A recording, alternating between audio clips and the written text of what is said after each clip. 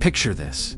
It's 1915. World War I is dragging on. Locked in the brutal, muddy stalemate of the Western Front, the top brass of the British Empire, including a young and ambitious Winston Churchill, are desperately searching for a way to break the deadlock. Their eyes turn to the Ottoman Empire, Germany's ally, the so-called soft underbelly of the Central Powers. Their plan: seize control of the Dardanelles Strait, capture the Ottoman capital, Constantinople, and knock them out of the war. It seemed bold, brilliant, and decisive. What could possibly go wrong? This audacious plan would lead to one of the most infamous campaigns of the entire war, Gallipoli.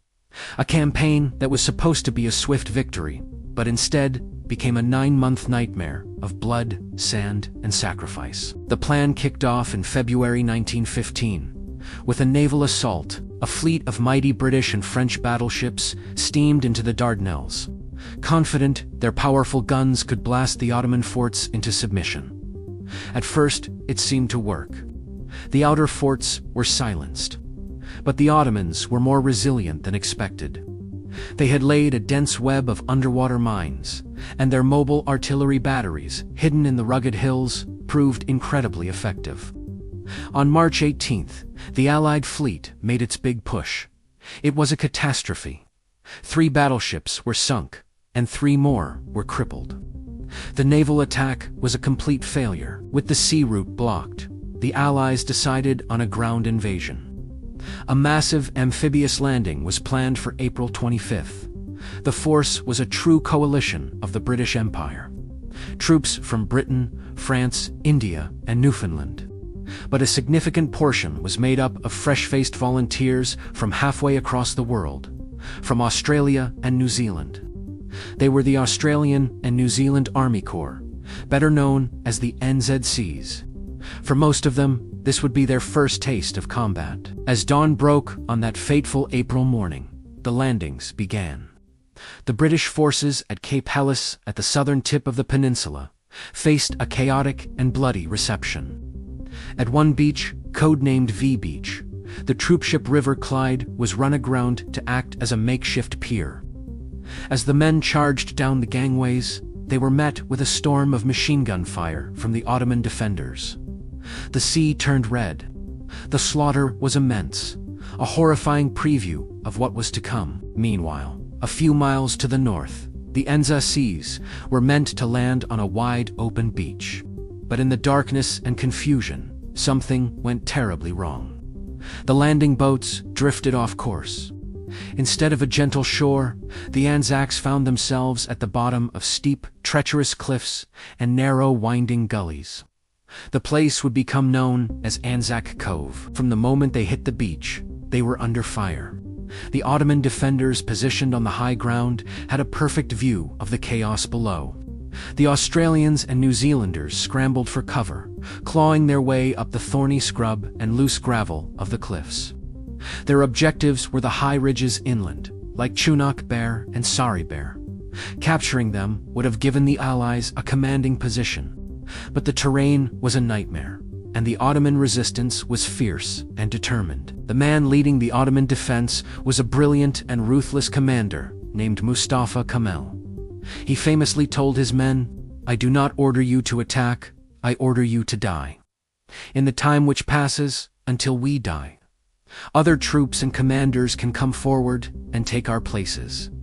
His leadership inspired his soldiers to fight with incredible tenacity. The initial Anzac push managed to gain a small foothold, but they were quickly pinned down. The battle for the ridges became a desperate close-quarter struggle. For the next 8 months, life at Gallipoli descended into a hellish existence, reminiscent of the Western Front, but with its own unique miseries. The trenches were often just yards apart, carved into the dusty, rocky soil. Snipers were a constant threat. Artillery shells rained down relentlessly. The summer heat was unbearable, bringing with it plagues of flies that swarmed over everything: food wounds and the unburied dead. Water was strictly rationed and often contaminated. Sickness, like dysentery and typhoid, became as deadly as enemy bullets, tearing through the ranks and leaving men weak and emaciated. Despite the horrific conditions, the soldiers endured. They fought in a series of brutal battles to try and break the stalemate. There was the Battle of Lone Pine in August, a ferocious fight for a key Ottoman trench. The Australians captured it after days of savage hand-to-hand combat in dark underground tunnels, earning 7 Victoria Crosses, the highest award for bravery. But the cost was staggering. Simultaneously, the Allies launched a major offensive in August, with new landings at Suvla Bay and a coordinated attack by the NZCs on the Sari Bear Ridge. The goal was to finally seize the high ground. New Zealand troops managed a heroic feat, reaching the summit of Chunuk Bair and briefly looking down on the Dardanelles Strait, the prize they had been fighting for. But they were isolated, exhausted, and without reinforcements. A massive Ottoman counterattack, personally led by Mustafa Kemal, drove them back. The August offensive failed. As autumn turned to winter, the situation became even more dire. The heat and flies were replaced by freezing rain, flooding trenches and causing widespread frostbite and exposure. The campaign was a clear failure. The casualties were horrific. The Allies had suffered over 250,000 casualties, killed, wounded, or sick. The Ottomans had suffered a similar number, defending their homeland. The stalemate was unbreakable. In December 1915, the difficult decision was finally made to evacuate. This was perhaps the only successful part of the entire campaign.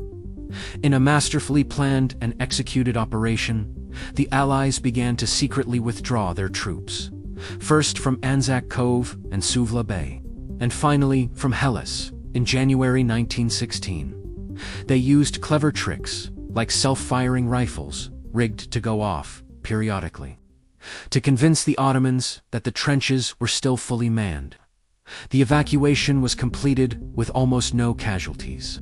The last Allied soldier left Gallipoli, ending the disastrous campaign. Gallipoli was an undeniable military catastrophe for the Allies. It achieved none of its strategic objectives and came at a terrible price.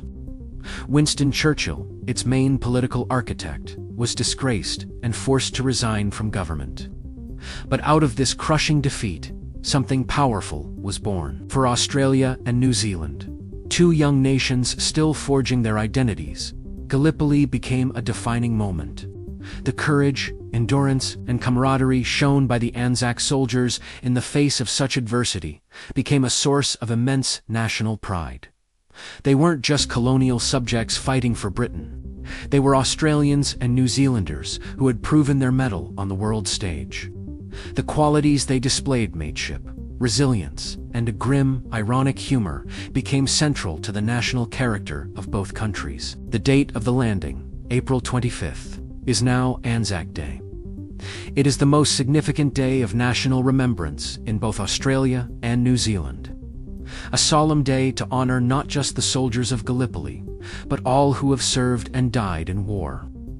The story of Gallipoli, the failed campaign, has been transformed into the Anzac legend of sacrifice, and the birth of a nation's identity from the crucible of war.